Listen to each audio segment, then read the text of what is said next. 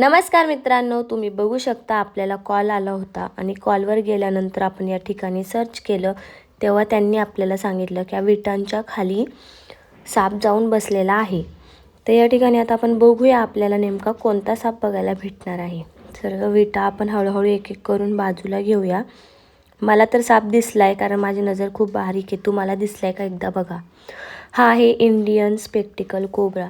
खूपच डेंजरस साप आहे. विषारी जातीचा साप आहे. तुम्ही बघू शकता.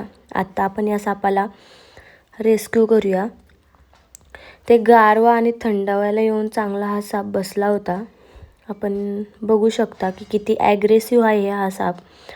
याचं म्हणणे असं आहे की तुम्ही माझ्यापासून दूर व्हा, माझ्याजवळ येऊ नका.